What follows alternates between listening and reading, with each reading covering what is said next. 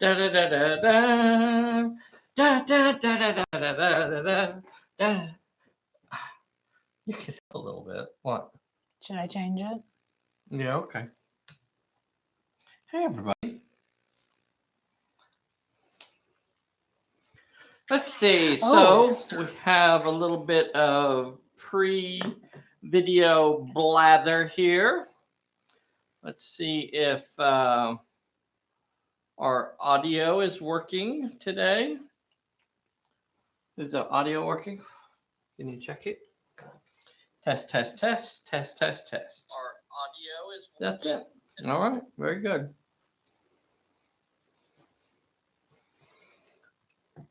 Let's see who's on here so far. David Lowe, Von B, Marty Devine.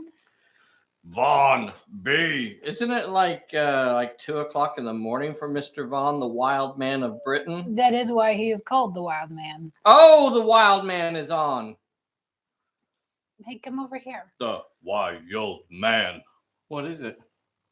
People want to see you. They don't want to see me. They want to see you. They don't. Trust me. That's what they all say. Trust they go, "Where's me, the Bessy?" They want the boo-boo. Bessy. Everybody says they want the Literally Bessy. not one. Not once in my entire life. That's an She doubts. exaggeration. She doubts. Hey, look right here. Hey, look. Look what I got. I got the monkey. Hey, Mr. Meisner is on here. Mr. Meisner, we have Mortis 005.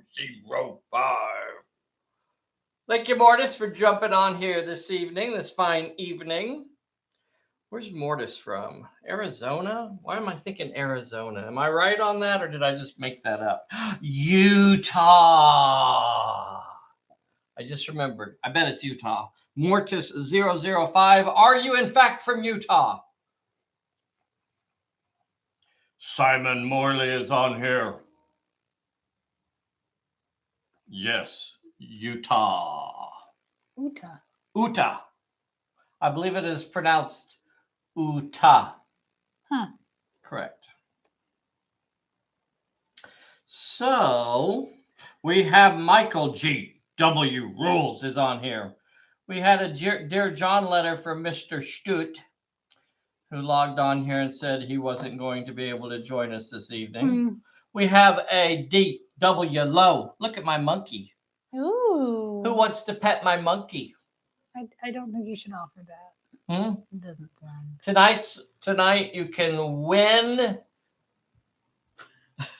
The winner gets to pet the monkey. No. No. No. No. No. No. That's taking a turn. Okay. Maybe it doesn't mean what I think it means. Let's see. Marty Devine is on here. Thank you so much, Marty Devine.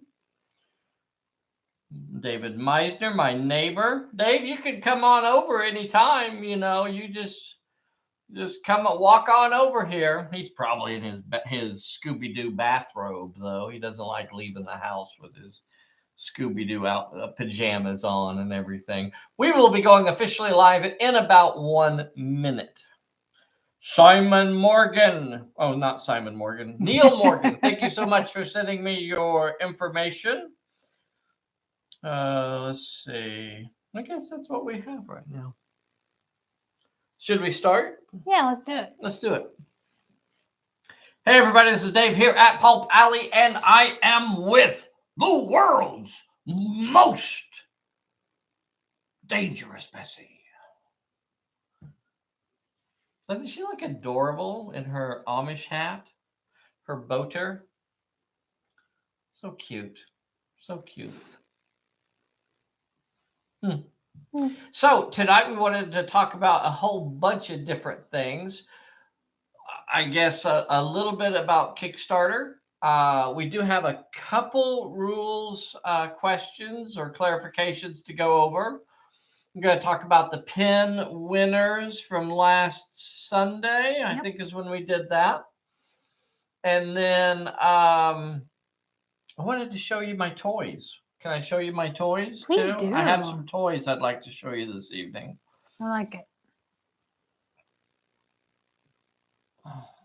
There it went. Okay. So if we have time, I'll show you some of my toys. Let's see. So what should we start with? Kickstarter. Kickstarter.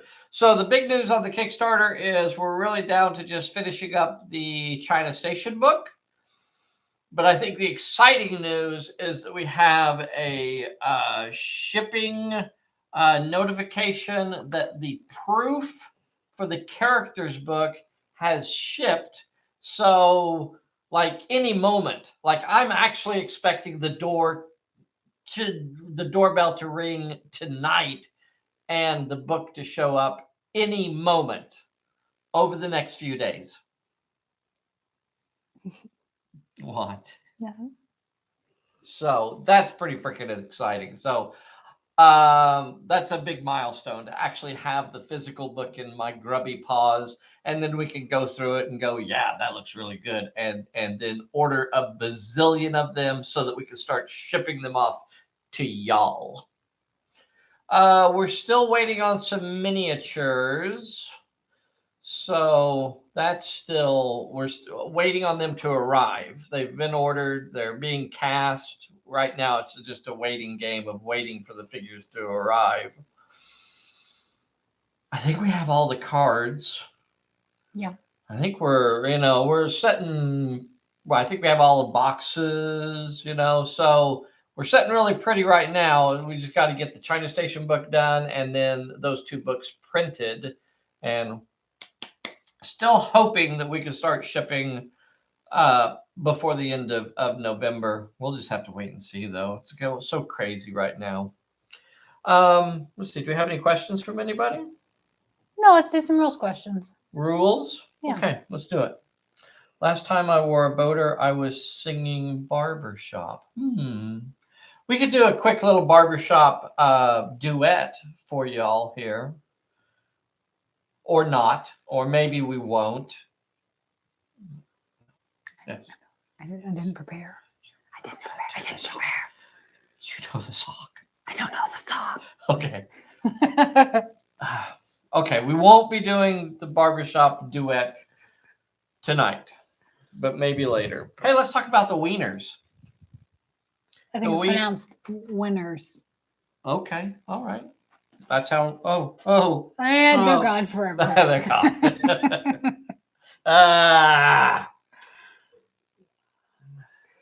Do you need help? No, I got it. Are you sure? I got it. I can sure? still bend almost. Kinda.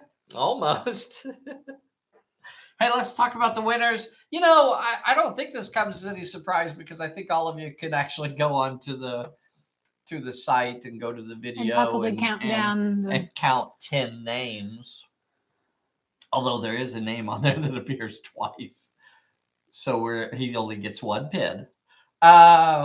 So Sean, Ryan, Wes, Kenneth, Jim, Mark, Edward, Hooper, Neil, DW, and Hugh were the winners of the 10 pins.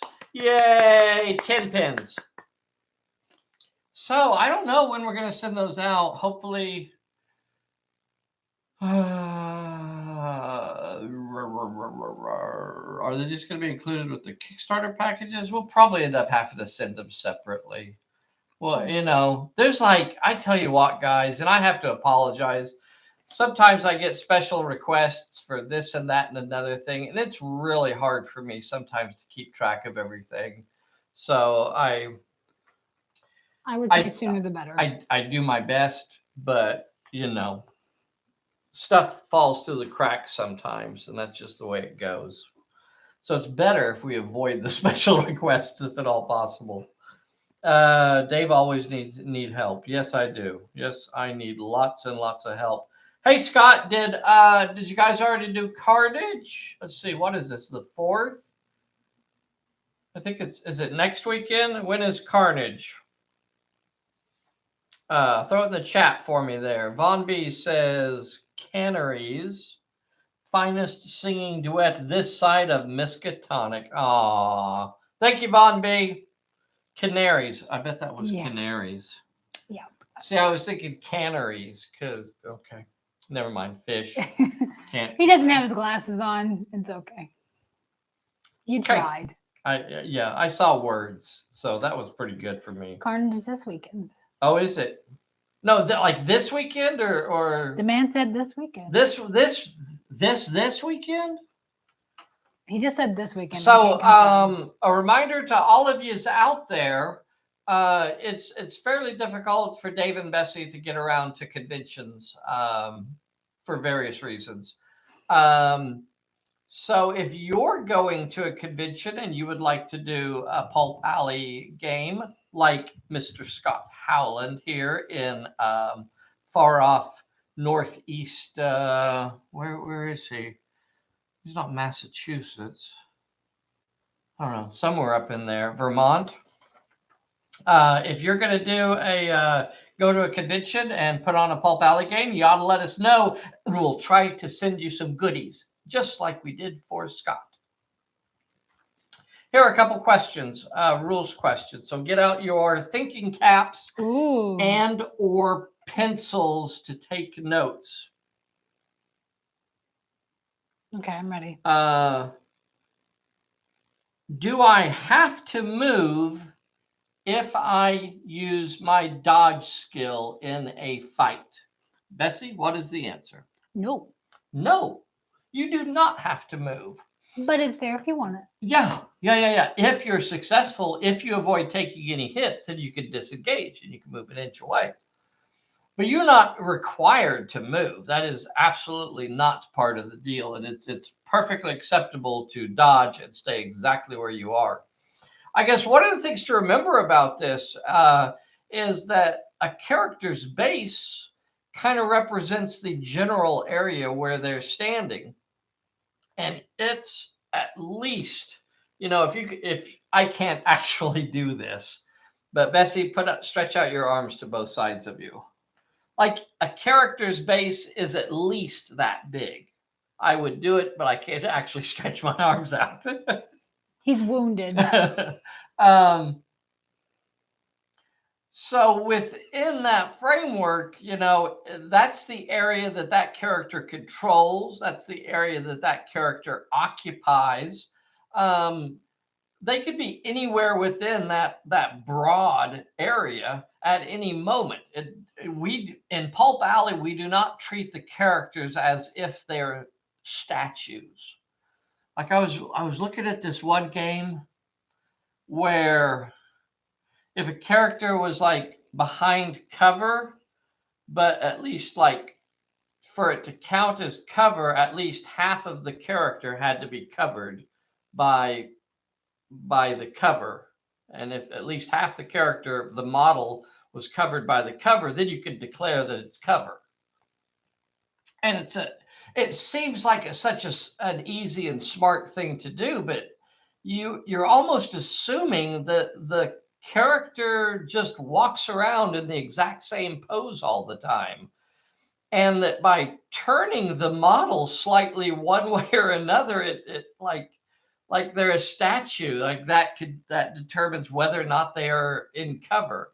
In Pulp Alley, we assume that the character is a dynamic character, that they can actually bend down and lean against a doorway and things like that. So it's a much better way, in my opinion, of doing that sort of stuff than getting down and trying to calculate whether or not, 50% of the character's covered. I'm sorry, that's only 45. Only 45%. I'd say that's a good 40%. Have you ever had those arguments with people in those kind of games? That's why Pulp Alley does not work that way. Goofy. What's next? Another question was, can a character dodge if they're next to a wall or surrounded? So if you had, let's just say that you had 4 characters all around you, enemy characters, and they're attacking you, they're asking, can you use your dodge skill? And again, absolutely, yes, you can. You ever see a boxer when they get up against the ropes? They don't really have anywhere to go, really.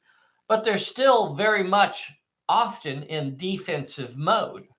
They're covering up, they're leaning one way, or they're leaning the other way, and that is essentially what we're talking about when these sorts of characters are trying to dodge and do that. Again, remember that it is a big area.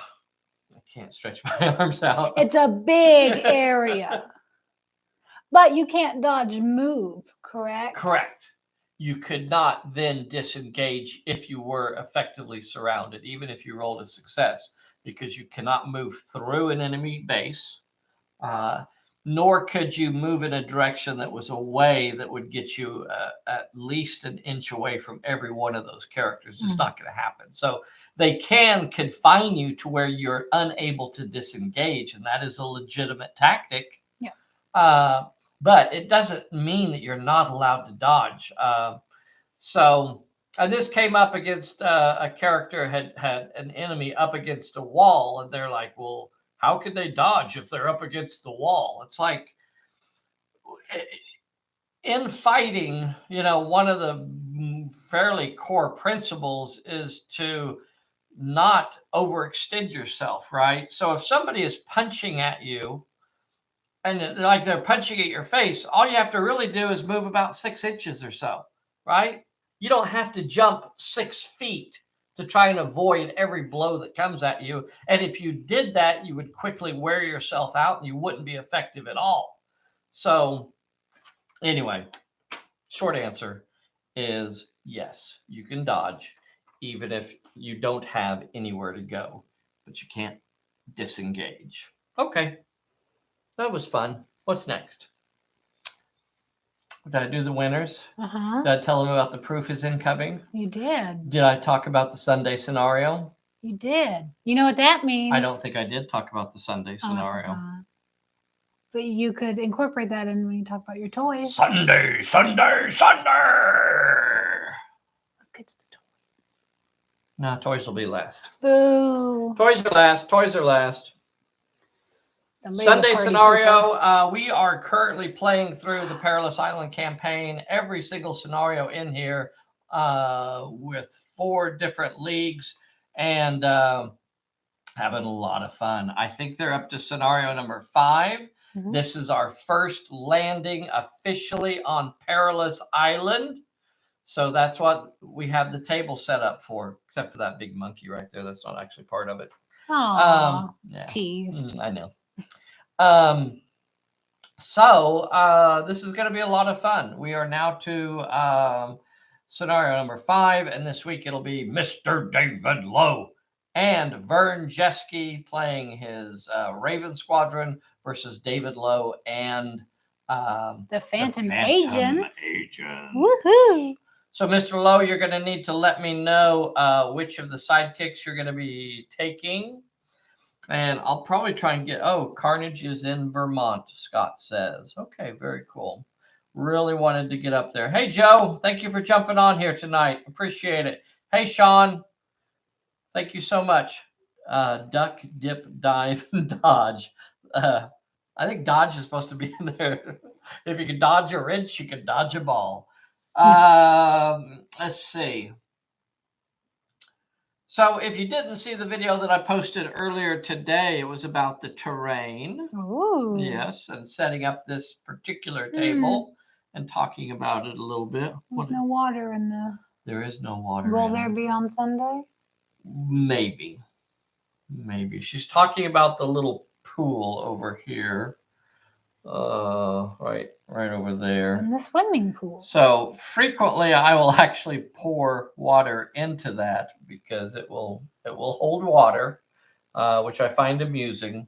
But I don't know that I'll actually do it on Sunday. I think it has, because it has the layers of glue and paint and things like that. It holds the water in that little pool, and it looks really cool. But I think there's some pinholes because I think it actually sinks through and goes into the styrofoam. So I don't like leaving it in there very long. Oh, we can just put a little moisten it. Yeah. It amuses me too. Yes. Okay, let's talk about toys. Let's do it.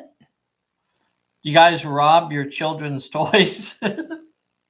So whenever we go shopping, I'm always looking for toys for me.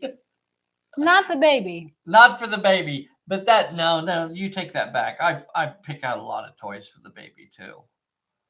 It's true. You do. I do. Yeah, yeah. Okay. So it's about a 50-50 split. When I'm looking at toys, I could either be looking for something for him or something for me. So I found these recently at Atwoods. Check this one here, Schleich. This is a Schleich toy. And these are really nice. I remember, I think Joshua McGarry has one of these too. I think he had a scenario where he had like some pirates on Kong Island or something like that. And I think he had a big ape in there. Um, T Rex, Von B says the T Rex was from Children's Toy. Yes, yes, yes. Yep. Um, so, uh, you could find some really cool toys like this. This, in my opinion, this is a really nice scale for a Kong style, ape. Maybe, okay, like the Kong in the movies was quite a bit bigger than this, but still, this is a really good scale for a big big ape, big giant ape in a 28 millimeter scale, and it has really nice detail.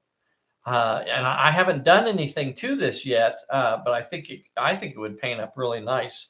Now here's one that I actually painted and put on a fancy base. So this is one that it was already painted, so I didn't repaint it. I just used those as its base colors, and then kind of did some dry brushing and some washes and things like that. So that's another little critter. And then I really liked this thing too. This is another Schleich. Um, Look at that. Isn't that adorable? What is that? What is that, Bessy? It's um it's a Komodo dragon, right? And that's really cool. Yeah. What? No. What? That's awesome. And I thought it would be fun to like have like Kong, or have the ape and the dragon fighting, like out of a Harryhausen movie or something like that. That would be awesome. Now these are a little bit cheaper toys here, but still very cool. Giant scorpion, really cool. Giant spider. And you think about it, these sorts of things are kind of pricey if you're just getting them for gaming. This as a miniature would probably be 20, 30, $50. I don't know. And this was nine, eight, Nine. $9, something like that.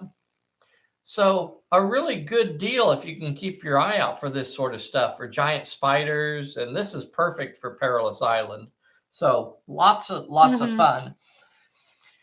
And we have a terror in the first scenario, has a chance of showing up. And then later on in the campaign, there is a scenario called Blood Sacrifice that also has a chance of having a terror show up. And for that terror, we named it Great Ganga. We never specify what Great Ganga is. Great Ganga could be quite literally whatever you want it to be. It could be a big robot. It could be an ape. It could be a dinosaur. It could be, a giant spider. It could be a giant scorpion. It doesn't matter what it is.